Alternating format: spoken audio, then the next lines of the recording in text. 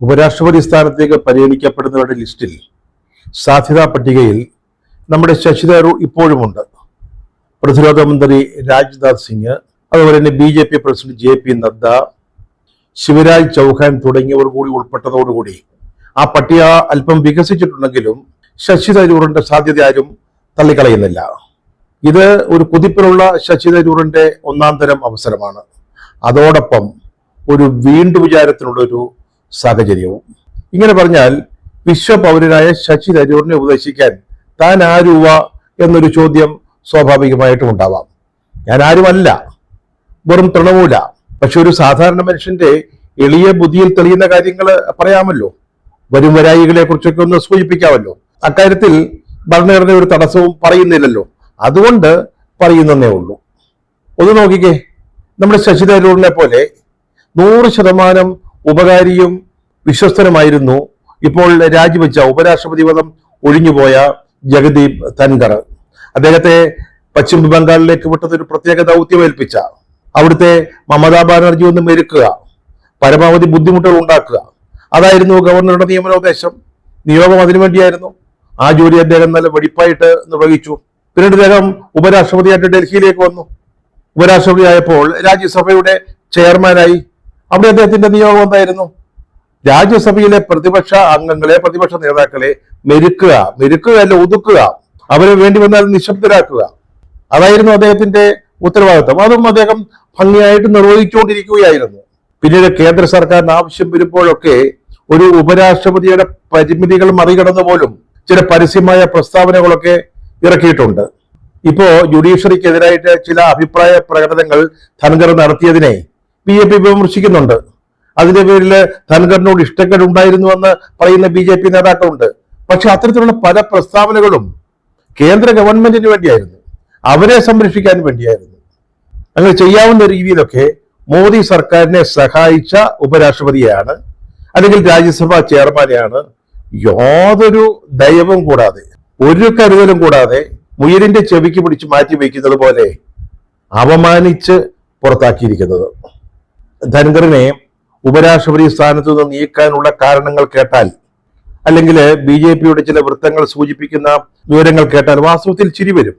ഭരണഘടനാപരമായിട്ട് രാഷ്ട്രപതി കഴിഞ്ഞാൽ രണ്ടാമത്തെ ഉയർന്ന പദവിയാണ് ഉപരാഷ്ട്രപതിയുടേത്. അദ്ദേഹത്തെ വളരെ നിസ്സാരമായിട്ടാണ് ആ സ്ഥാനത്ത് നിന്ന് BJP സർക്കാർ ഒഴിവാക്കുന്നത്. കേന്ദ്ര സർക്കാരുമുള്ള ചില അഭിപ്രായ വ്യത്യാസങ്ങളുടെ പേരിൽ അതൊന്നും ഇത്ര ഗൗരവമുള്ളതാണെന്ന് തോന്നുന്നില്ല. ചെറിയ ചെറിയ സൗന്ദര്യപ്പിണക്കങ്ങൾക്കപ്പുറമുള്ള കാര്യങ്ങളല്ല. അതിന്റെ പേരിൽ വേണ്ടി വന്നാൽ രാജ്യസഭാ ചെയർമാൻ എന്ന നിലയിൽ അദ്ദേഹത്തിനെതിരെ അവിശ്വാസ പ്രമേയം കൊണ്ടുവരാനുള്ള തീരുമാനം പോലും BJP എടുത്തിരുന്നുവെന്നാണ് ഡൽഹിയിലെ രാഷ്ട്രീയ ഉപശാലകളിൽ കേൾക്കുന്നത്. നേരത്തെ പ്രതിപക്ഷം അത്തരത്തിലൊരു നീക്കം നടത്തിയതാണ് കഴിഞ്ഞ ഡിസംബറിൽ. കാരണം രാജ്യസഭാ ചെയർമാനെ കൊണ്ട് പ്രതിപക്ഷം അത്രയ്ക്ക് പൊറുതിമുട്ടിയിരുന്നു. പലപ്പോഴും സംസാരിക്കാൻ പോലും അവസരം നൽകുമായിരുന്നില്ല, എല്ലാ കാര്യങ്ങളിലും ഇടപെടുമായിരുന്നു. അപ്പോഴാണ് അവര് ഒരു അവിശ്വാസ പ്രമേയത്തെ കുറിച്ച് ആലോചിച്ചതും അതിനൊരു നോട്ടീസ് കൊടുത്തതും. പക്ഷെ അപ്പോൾ രാജ്യസഭ ഡെപ്യൂട്ടി ചെയർമാൻ ഹരിവംശ് നാരായൺ സിംഗ് അദ്ദേഹം അതിന് അനുമതി നിഷേധിക്കുകയാണ് ഉണ്ടായത്. അങ്ങനെ അത് അവതരിപ്പിക്കപ്പെട്ടില്ല. പക്ഷെ ഇപ്പോൾ കേന്ദ്ര സർക്കാർ മുൻകൈയെടുത്ത് ഔദ്യോഗികമായിട്ടൊരു അവിശ്വാസ പ്രമേയം വരികയാണെങ്കിൽ ഇപ്പോഴത്തെ അംഗബലം അനുസരിച്ച് യാതൊരു സംശയവുമില്ല അത് പാസ്സാവും. പാസ്സായാൽ പിന്നെ അദ്ദേഹത്തിന് പുറത്തു പോകേണ്ടി വരും. അത്തരത്തിലുള്ളൊരു അപമാനം ഒഴിവാക്കാൻ വേണ്ടിയാണ് മാനാഭിമാനമുള്ള ഒരു വ്യക്തി എന്ന നിലയിൽ ജഗദീപ് ധൻഖർ അദ്ദേഹത്തിന്റെ കാലാവധി കഴിയുന്നതിന് മുമ്പ് രാജി സമർപ്പിച്ചത്. 100% വിശ്വസ്തത, വിധേയത്വം, കൂറ്, അതാണ് പ്രധാനമന്ത്രി നരേന്ദ്രമോദി അദ്ദേഹത്തിന്റെ ഒപ്പം നിൽക്കുന്നവരിൽ നിന്ന്, അല്ലെങ്കിൽ അദ്ദേഹത്തിന്റെ കീഴിൽ നിൽക്കുന്നവരിൽ നിന്ന് ആഗ്രഹിക്കുന്നത്. അതാണ് അദ്ദേഹത്തിന്റെ ഒരു രീതി. അതിൽ അല്പം കലർപ്പുണ്ടായാൽ മോദി അത് സമ്മതിക്കത്തില്ല, അത് അംഗീകരിച്ചു കൊടുക്കുകയില്ല. അതായത് ഏത് കൊല കൊമ്പനാണെങ്കിലും അതാണ് മോദിയുടെ ഒരു ശൈലി. അത് തന്നെയാണ് ഇവിടെ ജഗദീപ് ധൻഖറിന്റെ കാര്യത്തിൽ സംഭവിച്ചത്. ഒരു പ്രധാനപ്പെട്ട കാരണം അലഹബാദ് ഹൈക്കോടതിയിലെ ജസ്റ്റിസ് യശ്വന്ത് വർമ്മ, അദ്ദേഹത്തിനെതിരായിട്ട് ഒരു കുറ്റവിചാരണ നോട്ടീസ്, അദ്ദേഹത്തെ ഇംപീച്ച് ചെയ്യണമെന്നുള്ള ഒരു നിർദ്ദേശം ഇപ്പോൾ പാർലമെന്റിന്റെ മുമ്പിൽ വന്നിരിക്കുക. അദ്ദേഹം ഡൽഹിയിലായിരിക്കുമ്പോൾ അദ്ദേഹത്തിന്റെ വീട്ടിൽ നിന്ന് വലിയ തോതിൽ പണം കണ്ടെടുത്തു. അത് കുറേയൊക്കെ കത്തിക്കരിഞ്ഞ അവസ്ഥയിലായിരുന്നു. അത് വലിയ ഒരു ആരോപണമായി അന്വേഷണം നടന്നു.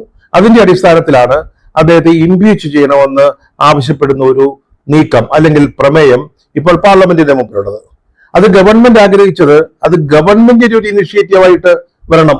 ജുഡീഷ്യറിയിലെ അഴിമതിക്കെതിരായിട്ട് ഗവൺമെന്റ് പ്രതിജ്ഞാബദ്ധമാണെന്ന് ജനങ്ങൾക്ക് തോന്നത്തക്ക രീതിയിൽ സർക്കാരിന്റെ ഭാഗത്തു നിന്നുള്ള ഒരു ഇനിഷ്യേറ്റീവ്.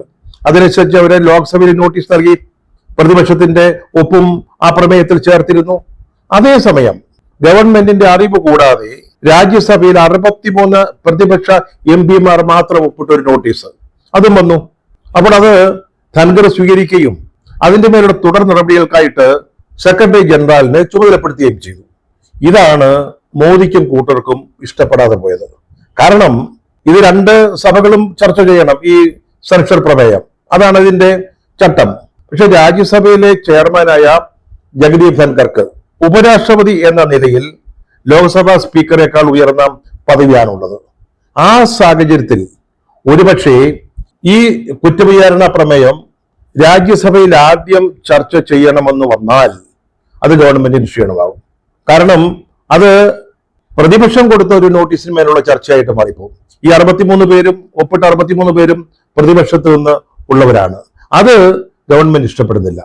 അവർക്ക് വേണ്ടത് ലോക്സഭയിൽ ആദ്യം ചർച്ച നടക്കണം.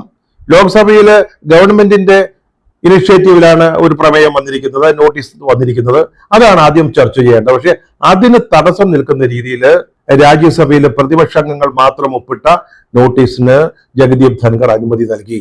അതാണ് ഏറ്റവും വളരെ പ്രധാനപ്പെട്ട പ്രശ്നമായിട്ട് വന്നത്. ഇതേക്കുറിച്ച് പിന്നീട് ധൻഖറും ഒരു പ്രധാനപ്പെട്ട കേന്ദ്രമന്ത്രിയും തമ്മിൽ ടെലഫോണിൽ സംഭാഷണം ഉണ്ടായി.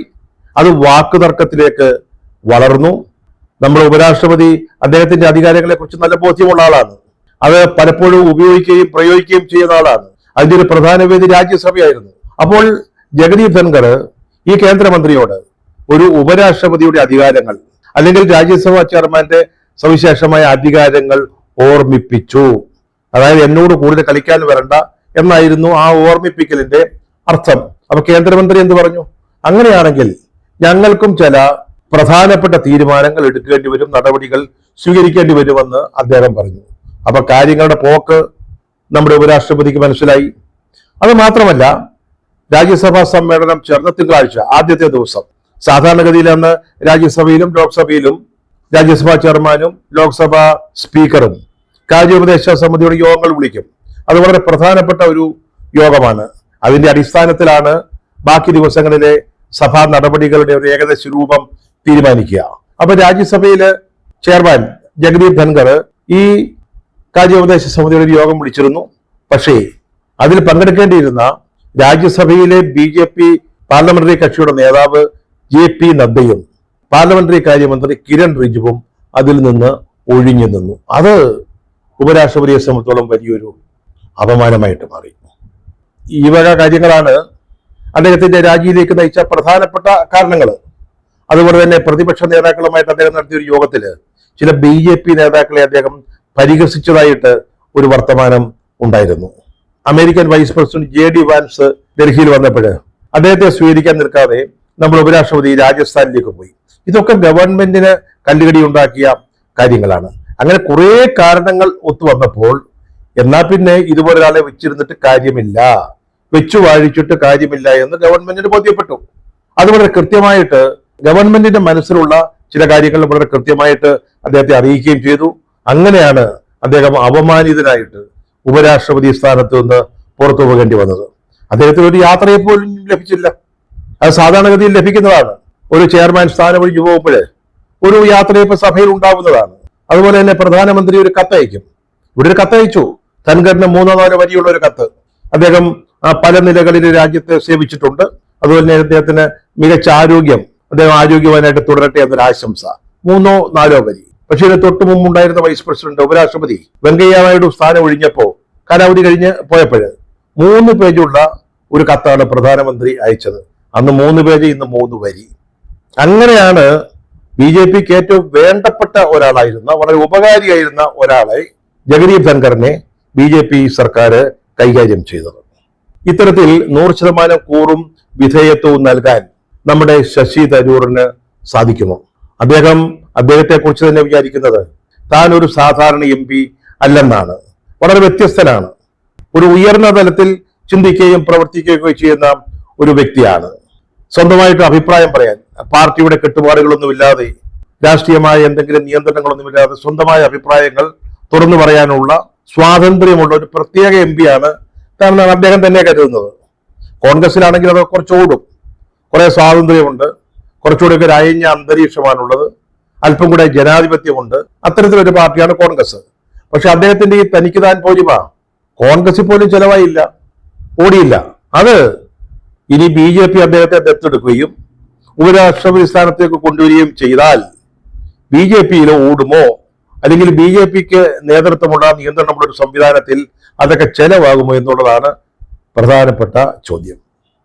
മറ്റുള്ളവരുടെ ആത്മാഭിമാനത്തിന് യാതൊരു വിലയും കൽപ്പിക്കാത്ത ഒരു കാലാവസ്ഥയാണ് BJPയിൽ ഇപ്പോൾ ഉള്ളതെന്നാണ് ജഗദീപ് ധൻഖർക്കുണ്ടായ അനുഭവം തെളിയിക്കുന്നത്. അദ്ദേഹം ദീർഘകാലം BJPയിലായിരുന്ന ആളാണ്. നേരത്തെ കോൺഗ്രസും ജനതാദളും ഒക്കെ ആയിരുന്നു, പക്ഷെ ദീർഘകാലം കോൺഗ്രസും ഉണ്ടായിരുന്നു.